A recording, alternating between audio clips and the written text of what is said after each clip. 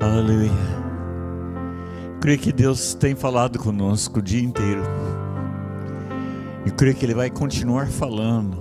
A gente vai sair daqui, mas a semente vai brotando.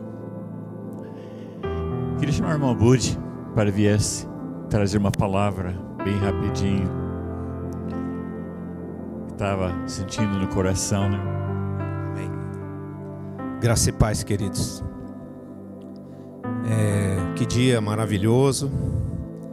Que palavras tão poderosas e confrontadoras, que realmente alcançam com poder a estrutura da igreja e a preparam para a vitória. Desde o princípio, o propósito de Jesus foi morrer na cruz para dar vitória à sua igreja. E muitas vezes, nós envolvidos com a lida, fechados no nosso reduto de trabalho, como disse o apóstolo Rodovalho, o bispo Rodovalho, nós nos perdemos da missão global, nós deixamos de entender que somos a igreja do Senhor, a única igreja que Ele possui na terra, independente de placas, denominações, questões doutrinárias.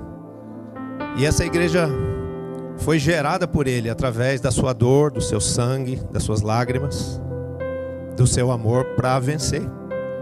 Então, aconteça o que acontecer, venham governos bons ou governos maus, ela seguirá triunfante. E ela caminhará altaneira, sendo capacitada por Ele, sendo suprida por Ele do óleo necessário, para que no momento em que Ele voltar, ela possa estar pronta para se encontrar com Ele definitivamente. E esse dia será o dia da vitória. No começo desse ano, eu percebi que há um sopro de Deus, e hoje fiquei feliz porque vi que isso foi dito também pelo apóstolo Rodovalho, de que no momento em que a igreja se sentiu derrotada pela perda do antigo presidente Bolsonaro, aquilo pareceu um momento de derrota, mas na verdade foi o Senhor dizendo: não, vocês precisam caminhar um pouquinho mais, vocês precisam orar mais, vocês precisam se santificar mais, vocês precisam se unir mais, vocês precisam pregar mais, para que mais vidas se convertam e essa nação se tornando uma nação justa. Viva o governo do justo, viva um governo que realmente possa governá-la com justiça e com equidade. Então estamos nesse tempo, mas sempre debaixo da graça do Senhor, do respaldo, da capacitação do Senhor, para que nós possamos vencer todas as batalhas. Então não se deixe abalar por aquilo que a mídia esconde e mostra, né? Esconde a verdade, mostra a fake news, mostra uma visão enganosa do que está acontecendo. Independente do que a mídia queira mostrar, do que as pessoas com uma ideologia contrária à palavra e a nós queiram fazer, nenhuma arma forjada contra a igreja do Senhor vai prosperar. Me perdoe se você não consegue entender isso dentro de um contexto de fé e está me tendo por otimista demais. Mas é assim que eu creio. Eu creio no que está escrito ali em Daniel capítulo 27. Capítulo 7, versículo 27. Onde diz: chegará um tempo em que o poder, a autoridade de todos os reinos da terra será entregue nas mãos dos santos. E eles reinarão com Cristo, porque o reino dele é um reino eterno. Amém? Então nós estamos avançando em vitória, e esse tempo é um tempo onde a minha esposa tem dito muito de forma profética: o mar está para peixe. Dezenas, centenas e milhares de milhares vão chegar ao seu ministério.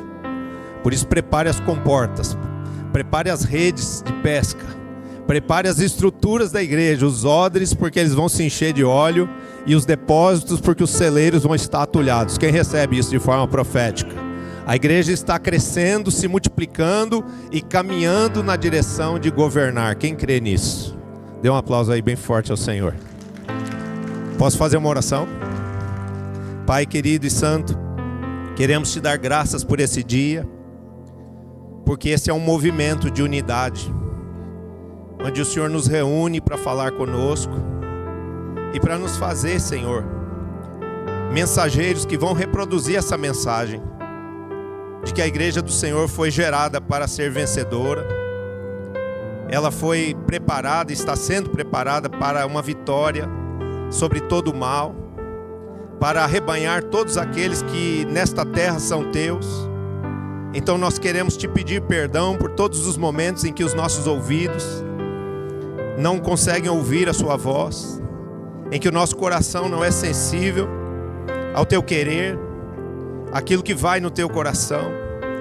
Nos perdoe, Senhor, em todos os momentos em que temos sido indolentes e não conseguimos nos concentrar na nossa missão de adorarmos ao Senhor, de ganharmos vidas, de fazermos discípulos conforme a sua grande comissão, e discípulos que certamente mudarão a sorte das nações, mudarão a atmosfera desse mundo, para que no tempo certo, no tempo ajustado pelo Senhor, Cristo possa vir e reinar com a sua igreja, em nome de Jesus. Te pedimos, Pai, que o Senhor nos livre de todo engano que o mundo tenta trazer diante dos nossos olhos, aos nossos ouvidos, ao nosso coração. Que o Senhor nos livre de toda a visão enganosa deste mundo e que o Senhor nos dê a visão profética, que o Senhor nos dê a visão revelada do Teu Espírito, para que possamos enxergar o Senhor, termos os nossos olhos fitos no Senhor e continuarmos firmes na nossa missão, sendo um no Senhor, independente de placa, de doutrina, de história, de vida eclesial. Sejamos um no Senhor, porque aqui já foi dito hoje no momento da ceia, que embora sejamos muitos, aos teus olhos, Senhor, somos um.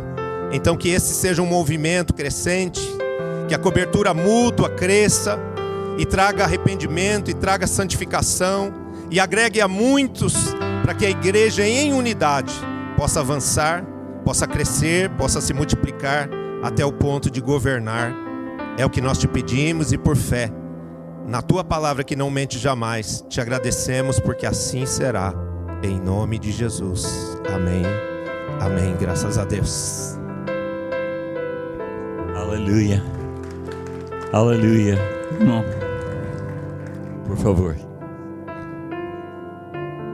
Irmãos, hoje Deus me colocou coisas que eu entendia separadamente, juntas aqui no momento que o Robson estava falando. Eu perguntei ao Chore se ele achava que isso é uma coisa que valeria a pena nós orarmos aqui, e ele discerniu assim. Então eu queria que vocês também pensassem muito nisso.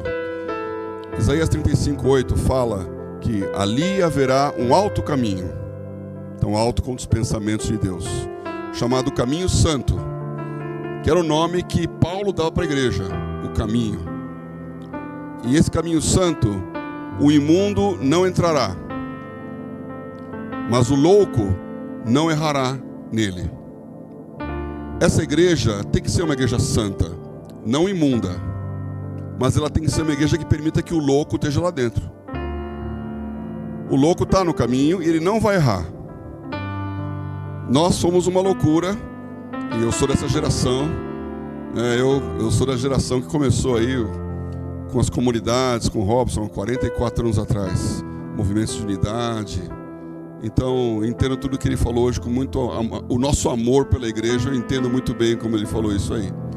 Agora, Hebreus 12:12 diz que levantai as mãos cansadas e os joelhos desconjuntados e fazei veredas direitas, caminho, para que você não erre. Eu já conheci esses versículos, mas o que me veio hoje à cabeça é mãos cansadas e joelhos desconjuntados. Sabe o que são essas duas coisas? A sua mão, ela tem a relação de dois grandes ossos, né? Que é o húmero, e o que ele chama, no meu tempo era, agora chama ulna, né? Ligando com os ossinhos do pulso aqui. O fêmur, maior osso do corpo, liga com a fíbula, a tíbia, através do joelho, que é uma articulação. Essas duas coisas são articulações.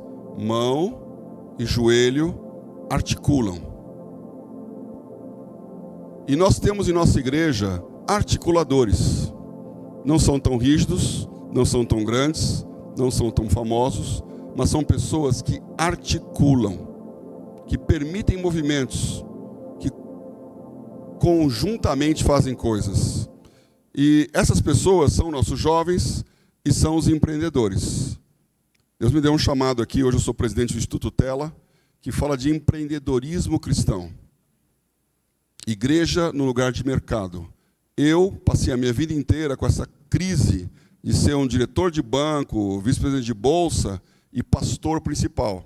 E muitas vezes eu tentei voltar para o lugar santo e ser pastor tempo integral, e Deus me botou de volta no mercado. Como tem me posto de novo de volta no mercado, hoje estou num grande projeto aí que envolve o governo, o Banco Central, que é a moeda digital. O que eu queria orar com vocês aqui, esses articuladores, esses jovens que têm, como Daniel, a capacidade de andar no palácio, eles precisam ser compreendidos pelos pastores, pelos húmeros, pelos fêmuros do corpo de Cristo. Há uma pesquisa que nós fizemos com vários ministérios que cuidam disso, perguntando para o empresário qual que é a sua maior dificuldade. E a resposta deles foi: o pastor não me entende. Ele me vê como um cifrão, ou ele me vê como alguém que sabe coisas que ele não sabe como pastorear, como aconselhar um empresário, um empreendedor, um jovem que quer fazer coisas diferentes. Então eu queria orar aqui pelos nossos loucos, por aqueles que estão em nossa igreja, que vão fazer essa diferença, por aqueles que, a partir do seu custo alto de construir um caminho santo, que diga não para a imundície, mas que permita a loucura, porque senão nós vamos morrer assim, santos e não significativos. Há um mover de Deus, há um mover de Deus, há um novo acontecendo. Isso é educação, isso é empreendedorismo, isso é mercado. E eu queria orar aqui agora, amém? Então, feche seu olho aí e pense na sua liderança. Pense nas pessoas que estão ali, que hoje querem ser influencers, mas podem ser empreendedores. Hoje querem ser assalariados, funcionários públicos, mas podem ser novos homens de Deus, que promovam a educação, que promovam os negócios, como uma geração de empreendedores americanos promoveu missões 150 anos atrás. Senhor, nós queremos orar por esse país que é nosso, que nós amamos, e nós concordamos, essa nação é de Deus, essa nação é bendita, porque ela é do Senhor Jesus. Nós não confundimos nação com Estado. A nossa nação é cristã. E eu peço, Pai, para as igrejas que estão aqui representadas, pelas décadas que estão aqui representadas, pelo temor ao Senhor, pela busca da santidade, pelo entendimento de unidade, que estão aqui representados. E nós pedimos, Senhor, que aqueles que estão em nosso meio, que o Senhor colocou lá dentro, os nossos filhos, os nossos netos, eles sejam compreendidos em suas necessidades, eles sejam abraçados em seus sonhos, eles sejam autorizados pela nossa cobertura a fazerem coisas loucas e a ocuparem lugares distintos, a crescer na sociedade. E nós oramos, Senhor, para que o Brasil seja a maior nação cristã no mundo dos negócios, que ela seja uma nação global, que exporta missionários que são negociantes, que são empreendedores. Nós abençoamos esse momento. Eu agradeço pelas palavras de tantos homens de Deus, amigos, queridos, pessoas também não conheço, mas que estão debaixo do mesmo sentimento. E eu peço, Senhor, que esse momento tão maravilhoso se traduza, resulte em algo novo na vida dos que não estão aqui hoje, mas estão debaixo da nossa mão, no nome de Jesus. Amém. Obrigado, irmãos. Aleluia. Gente, Deus está abrindo nossos olhos. Quem recebeu muita luz hoje? Em muitas direções, em muitas formas. Eu vejo o Senhor com a pá, chegando perto da árvore, começando a quebrar a terra ao redor daquela árvore. Como o jardineiro falou para o dono, ele diz: deixe que eu escave ao redor da árvore e coloque estrume para ver se ainda vai dar fruto. Eu creio que o Brasil é uma árvore. Eu creio que as igrejas são árvores. Eu creio que ainda não estão dando o fruto que deveria ser dado. Mas o Espírito Santo, o Senhor está com a pá na mão. Ele está chegando, está escavando ao redor da árvore. Gente, é tempo de quebrantamento, é tempo de arrependimento, é tempo de se quebrantar na presença do Senhor. Mas não é só aqueles golpes da pá no chão, quebrando, mas vem o adubo também. Vem o adubo também. Gente, eu vejo, estamos em tempo de quebrantamento, mas está anunciando tempo de muita frutificação. Eu estou crendo que vai ter muito fruto. Diga comigo, muito fruto. Quem crê que isso vai acontecer na tua igreja? Eu aprecio muito essas palavras, porque Deus está abrindo para nós uma visão bem maior. Quero chamar o Carlos, por favor, que vem aqui. Deus tem trazido muita clareza para este irmão, tem sido uma bênção na minha vida. Eu creio que Deus está falando com ele. Amém. Nós estávamos conversando aqui na mesa, e o nosso desejo, falando e conversando e compartilhando em nosso coração, nós tínhamos uma palavra no coração, que a igreja não está derrotada. O sentimento do nosso coração, que a igreja está viva, ainda que a gente não a enxergue perfeitamente, há coisas que estão acontecendo no Brasil que a gente não está sabendo, mas o dono da igreja está sabendo. Ele está no controle de todas as coisas. Ele não perdeu o controle das coisas. Então é um sentimento que Deus vem trazendo no nosso coração. Eu fico feliz de ir embora daqui com esse sentimento. E eu também tinha uma coisa no coração quando vim para cá, e é assim: Senhor, qual que é a sua palavra para a igreja no Brasil? Tantos homens de Deus, tantos ministérios, tantas pessoas, e todos nós estamos aqui da mesma situação. Nós precisamos ouvir uma palavra sua para essa igreja. O que o Senhor entende, a igreja é sua, ela não é nossa. Então nós queremos alinhar nossa pregação, alinhar a nossa prática com a sua palavra.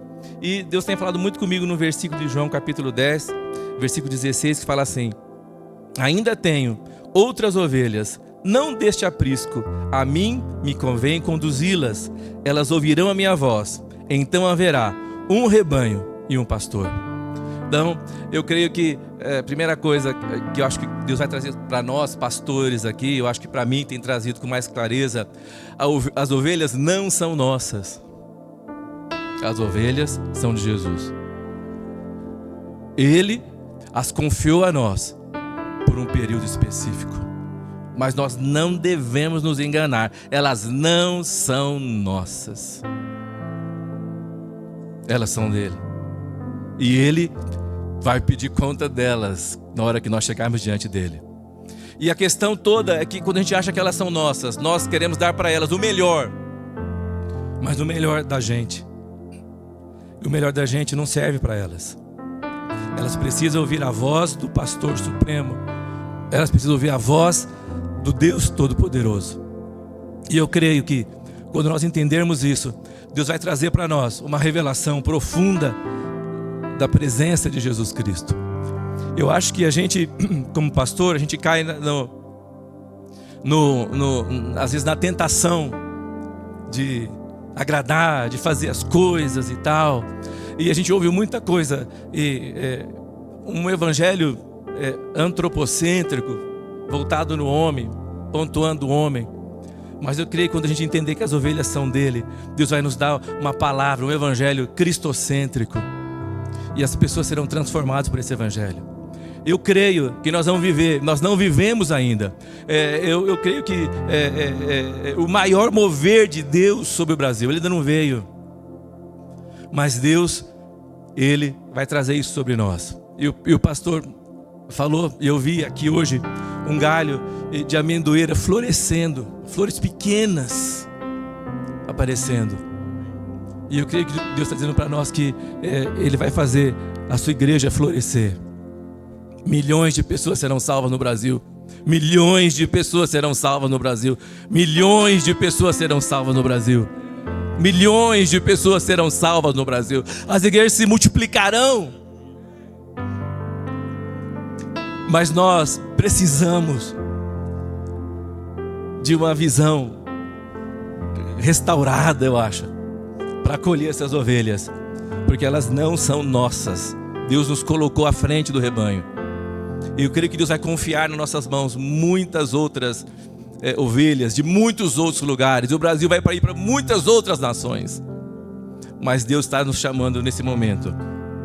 Quando eu olho para a igreja, eu também, meu coração é cheio de esperança. É cheio de esperança. Porque eu sei que Deus não abandonou o seu projeto. E Deus vai fazer coisas sobrenaturais. Amém? E a minha esperança é essa. Ainda tenho outras ovelhas, não deste aprisco, a mim me convém conduzi-las. Elas ouvirão a minha voz, então haverá um rebanho e um pastor. Que Deus possa trazer no nosso coração essa consciência, essa visão do que Ele vai fazer. E eu posso falar até uma bobeira aqui, né? Depois os irmãos podem me corrigir, mas Deus não precisa de político no Brasil. Deus precisa de um povo cujo coração é só dele. O povo vai mudar a sociedade. O povo vai mudar a sua própria história. Eu creio nisso. Aleluia, amém. Glória a Deus. O irmão Alexandre do Rio e o Léo, por favor, de BH. Quero que os irmãos pudessem vir aqui e compartilhar também do seu coração. É um momento importante. Queridos, o que está acontecendo aqui é o início assim, de um cumprimento de algo que o Senhor tem compartilhado comigo. O Choro pediu para eu liberar algo profético, mas desde 2017 para 2018 o Senhor começou a falar muita coisa profética do Brasil. De 2017 eu comecei a liberar palavras que o Brasil estava debaixo dos dias do profeta Amós. Ou seja, a injustiça iria crescer em vários aspectos. Eu não vou entrar nisso, eu vou trazer os 2 pontos mais recentes.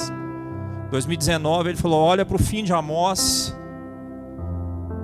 E eu entendi que a restauração do tabernáculo de Davi na batalha espiritual que a nação está vivendo é uma chave. Sim. O Senhor me tirou um dia e me levou lá no lugar de governo. Não preciso entrar em detalhes aqui. E o Espírito falou comigo assim: não é aqui que se define as coisas, não. É na minha igreja. E me deu Amós 4, mostrando que havia um problema na adoração no meio da liderança no Brasil. Amós 4 fala: vinde a Betel e transgredi, vinde a Gilgal e transgredi, oferecei a oferta daquilo que é levedado e publicai-as porque disso gostai. E aí eu entendi, comecei a entender. Recentemente, irmãos, eu tive mais 2 experiências. 2022, carnaval, tem segurança para liberar isso aqui, mas o Senhor, assim, vocês me julguem, ou melhor, julguem a profecia, não me julguem, tá? O dom profético no Novo Testamento ele é coletivo, e eu vi várias confirmações em todas as palavras que foram trazidas aqui. Eu estou saindo com um desenho, e a confirmação de um desenho muito grande, quero contribuir com isso.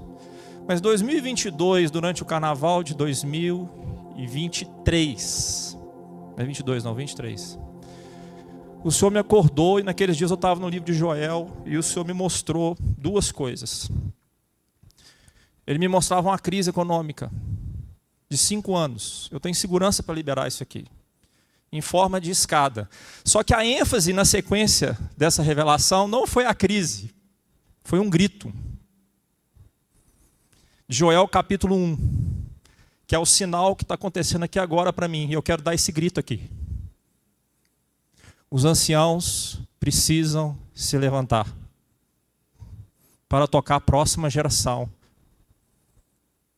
para que a próxima geração passe a operar de uma maneira mais objetiva em relação aos últimos dias. Depois você abre lá Joel capítulo 1, versículo 1 ao 3. Está falando lá do gafanhoto. Mas há um grito. Eu creio, irmãos, que vai vir um trabalhar de Deus na liderança no Brasil, tão forte, tão rápido. E já está acontecendo, e o que está acontecendo aqui é um sinal.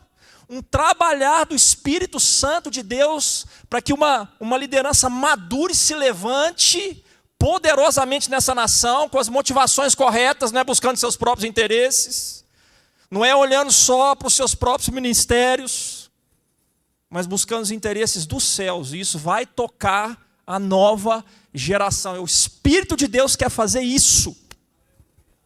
E a experiência mais recente, para a gente fechar, e aqui é uma reunião de muitos anciãos, eu estou vendo isso já acontecendo, não sei se você está percebendo, em tudo que foi falado. O Senhor falou comigo em sonho. Começa a estudar as intercessões de Jeremias. E as intercessões de Jeremias é que havia um decreto. Você imagina Deus falando para Jeremias, nem que Samuel, Moisés, ore, eu não vou renovar esse decreto. Juntamente com esse papel de liderança, juntamente com esse papel de anciãos, há uma questão de intercessão e de arrependimento de líderes que ainda precisa conhecer. O Haroldo me abençoou muito aqui. O Haroldo usou uma palavra para mim que confirmou isso. Ele falou assim: olha, eu entendo, eu estou percebendo que nós ainda não chegamos num arrependimento. E a minha sensação, irmãos, é que nós não removemos esse decreto. Nós estamos debaixo de um juízo. Mas Deus vai usar isso para edificar uma liderança forte, que vai tocar a próxima geração. Eu creio, irmãos, que nos próximos dias o Senhor vai trazer projetos para crianças, sabe? Área de educação, universidade, projetos dentro das comunidades. Há um olhar de Deus agora sendo colocado para a nova geração. Que eu, que você, que nós estejamos com os ouvidos abertos. E que a restauração de altar, porque tudo começa com restauração de altar. O movimento apostólico para mim começa com restauração de altar. Altar restaurado, mais oferta aceita é igual a fogo. Eu entendo dessa maneira. Que a restauração de altares dessa nação possa quebrar essa sentença de Amós 4. De Amós 4, para que a presença de Deus venha. A restauração do tabernáculo de Davi produz aquilo que precisa produzir. Eu quero orar agora fechando, dando um grito aqui. Amém? Que os sacerdotes, os anciãos, se levantem com joelhos fortes. Em tempos de guerra, escute, os anciãos são requisitados. Que venha uma unção de Espírito sobre líderes maduros para esse tempo.